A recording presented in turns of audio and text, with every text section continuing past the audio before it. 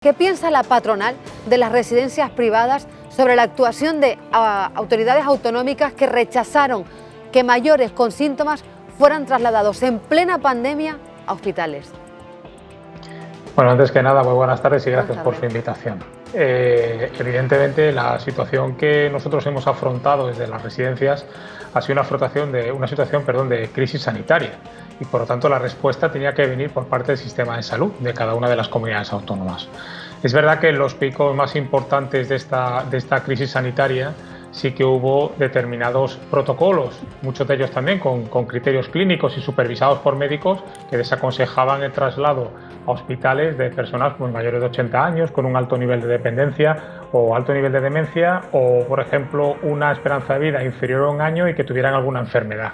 Si usted se para a mirar estos criterios, realmente una gran parte de la población que reside en residencias se ha quedado fuera.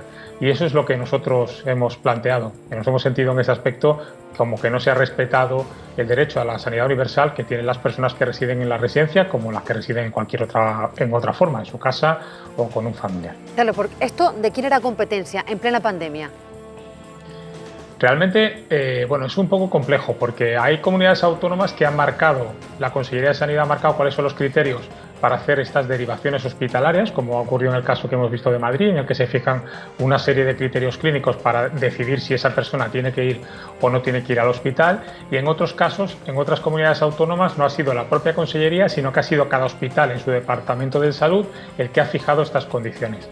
A mí me gustaría decir que quien decide al final, siempre, si una persona va a un hospital o no va a un hospital, es sanidad.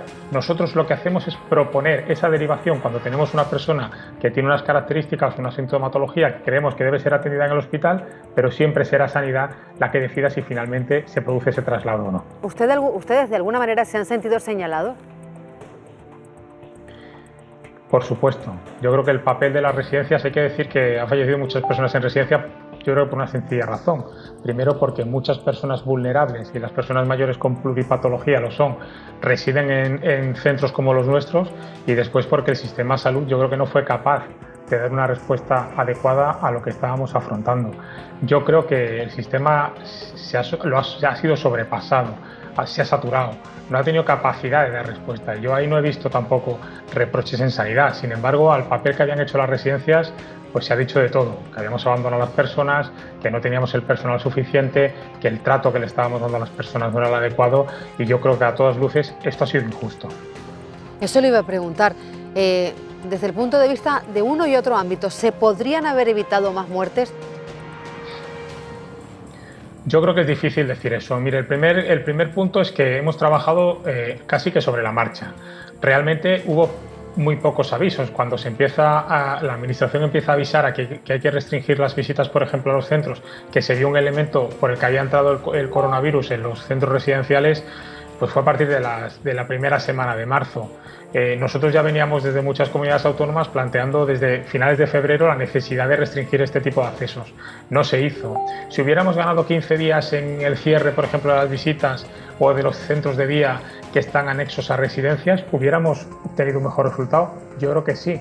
Pero tengo que recordar que en aquella época había mucha gente que incluso se tomaba guasa del tema del coronavirus, ¿no? Parecía un tema que era como anecdótico, que nunca llegaría a España o que nunca tendría un impacto muy fuerte, ¿no? Yo creo que ese tiempo que perdimos, sobre todo desde que el virus está más presente en Italia, que era un ejemplo mucho más cercano, yo creo que ha sido fundamental. Después hay que decir que no hemos tenido materiales de protección para trabajar porque el propio Ministerio bloqueó el mercado y no podíamos comprar en ningún sitio este tipo de materiales. Y por último, hemos trabajado a ciegas. No sabíamos qué personas tenían o no tenían un diagnóstico positivo a la enfermedad porque no se hacían pruebas. Hubo mucho tiempo, mes y medio prácticamente, en el que el número de pruebas que se realizaron fue mínimo, y hemos visto después que casi un 30% de las personas son asintomáticas, con lo cual hemos tenido personas en las residencias enfermas sin saberlo. Así es muy difícil conseguir un resultado distinto al que nos hemos encontrado.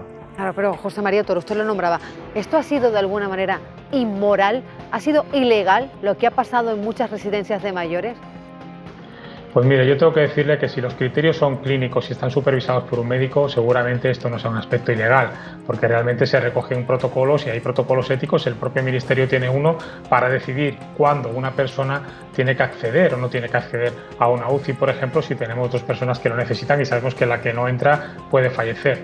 Hay un marco y a los médicos hay que darle ese marco de seguridad jurídica y ética para que tomen la decisión. Nosotros lo que creemos es que cada uno tiene que ser responsable de su actuación y hay que reconocer que el sistema de salud ha sido incapaz de dar respuesta a esta crisis que hemos tenido, que es verdad que no nos la esperábamos, que también ha superado cualquier expectativa que tuviéramos, es decir, es muy difícil encontrar culpables, por eso en ese sentido también nos sabe mal pues que ahora la idea, o hasta ahora haya sido la idea de que realmente quien había fallado en este proceso habían sido las residencias, cuando le puedo decir que han hecho un esfuerzo titánico para intentar salvaguardar la vida de las personas que atendían y, como bien han dicho ustedes, en Canarias, por ejemplo, ha sido un caso muy significativo, sí. Pues ha dado un buen resultado. No podemos, más que un buen resultado, podemos decir que esas medidas han tenido un impacto positivo en muchas vidas que se han salvado.